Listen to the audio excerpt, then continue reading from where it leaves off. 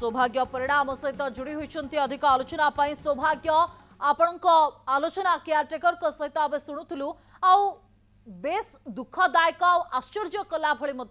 जे जो पुओ पाई जमी बिक्री करने कथबार्ता आरंभ करते बापा से बापा को से पुओ हत्या करला। देखंतु निश्चित भाव में गोटे निंदनीय घटना गोटे लोमटांकुरा घटना आउ गोटे घृण्य घटना कहले अत्युक्ति हम ना। ये गोटे एमिति घटना जहाँ सारा राज्य रे वर्तमान सुधा चांचल्य खेलाई देछि एवं जड़े बापा ता घर भितर केते सुरक्षित ताकू नहीं प्रश्न उठे। ए व्यक्ति जनक जी रही अनिरुद्ध चौधरी रही जी कि जड़े बड़ टीवी चेहरा थिले विभिन्न समय समालोचना आलोचना पर्यालोचना भी करुले विभिन्न समय आईन कथा पाठ पढ़ाऊले किछि हाईकोर्ट आडभोकेट को मध्य पाठ पढ़ाई नुआ आईन व्यवस्था को लेकिन बहुत ऑफिसर सहित आलोचना भी करछंती से एभली गोटे घटना घटाइला जहाँ को लेकिन समस्ते रास्ता उपर केवल छी छाकर ही करुछंती किंतु गोटे बड़ कथा आज सामना को सेतेबेले आसीची जेतेबेले ता केयरटेकर गोटे जिनस स्पष्ट करिसंती जे जो पुओ 27 लाख टंकार गोटे पर्सनल लोन रे बा ऋण रे बुड़ीकी रहिथिला सेही समय बापा सुनील चौधरी सहित मध्य आलोचना करथिले जो समय तांको अजाणत रे बापा जनक तांकर एक जमी थिला जहाँ पुरी अंचल रहिथिला केयरटेकर सहित जाइकी ताकू 40 लाख टंकार बिक्री करने गोटे योजना करते आ से टंकार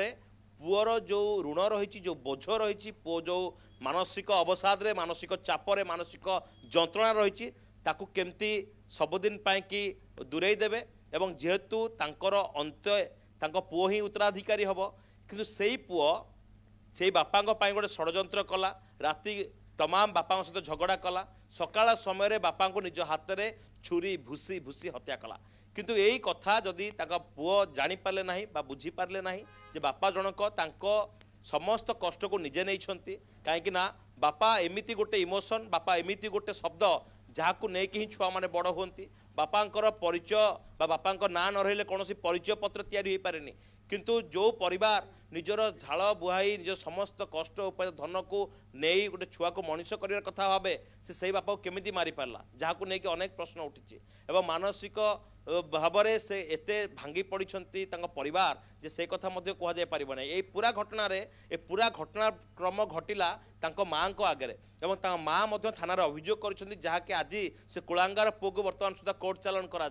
किंतु निज से रक्तर छुआ होगी केमती से निज हाथ को रक्त रे भिजे पारिला एवं केमिति रक्तमुखा हो पारिला ताकू नहीं समस्ते बर्तमान सुधा चकित होइकी अछंती एई जो घटनाक्रम घटी पर गोटे नुआ पर्द बर्तमान सुधा सामना को आसुची जे जो अपार्टमेंट रे तांको बापा रहउथिले मां को सहित 3 BHK रो बेडरूम थिला किंतु तथापि ए कुलांगार पुओ 200 मीटर दूर रे भड़ा रे रहउतला तो एथिरु स्पष्ट भाव में अनुमान करा जाय पारे जे परिवार भितरे कोन चलीथिला आ जो लोक शिक्षा बांटुला बुली बुली कि विभिन्न टीवी रे निजर मुह को देखौतला विभिन्न समय ऑफिस बा कौन सांबादिक मान को फोर्स करुला मते प्राइम टाइम बुलेटिन ने बसातु मते एई बुलेटिन ने बसातु से केते नीच स्तर ए लोक जानिबार आवश्यकता रही जो समय आईन पाठ जी पढ़ाऊँगी से यही नुआ आईन भितर केमती छंदी होची कहीं जो नुआ आईन रही हूँ कमिशनरेट पुलिस प्रथम हत्या घटना जो थे कि 302 नुहे 103 ने मामला रुजु कर अभियुक्त विरोध में कठोर कार्यानुष्ठान ग्रहण कर अभियुक्त स्पष्ट भाव में सीधा सड़क भाव में मानिची जे केमिति से छुरी रे छुरी को रक्त रे भिजै थिला केमिति छुरी रे बापा छाती को बापा पेट को केमिति से स्टाबिंग करथिला एवं ये ब्लड स्टेन सहित पूरा एविडेंस वर्तमान सुधा पुलिस संग्रह करिछि साइंटिफिक टीम सहित पूरा घटनार तदंत चली अभियुक्त को कोर्ट चालान करा जाउछि अभियुक्त स्पष्ट भाव में गोटे गोटे करी कथा वर्तमान सुधा पुलिस आगे कहि सारिछि एवं अभियुक्त जे रहिछि ताकू मध्य वर्तमान सुधा पुलिस अन्य कोनोसी दिगरु मध्य पचरा उचरा करिछि एवं गोटे कथा से केवल दोहराउछि जे जो 27 लाख टंकार जो पर्सनल लोन थिला जहाकू कि हायर स्टडी पाई कि से बाहर को जाइथिला बा विदेश को जाइथिला सेटा से खर्च करथिला एवं आ गोटे बड़ समस्या आ गोटे बड़ कथा मते सामना को सेतेबेले जेतेबेले पुलिस मते स्पष्ट करछन्ती जो समय से एक कॉलेज रे डिग्री सर्टिफिकेट दे पार नथा जोथि पय कॉलेज पक्षरु मते बारंबार चाप पका जाइथिला सर्टिफिकेट नहीं आस जेहेतु से बाहर LLM करने जाइथिला से समय हुए तो किसी घटना घटी जो सर्टिफिकेट को रखी देना एमती किसी गोटे घटना घटी जार इन्वेस्टिगेशन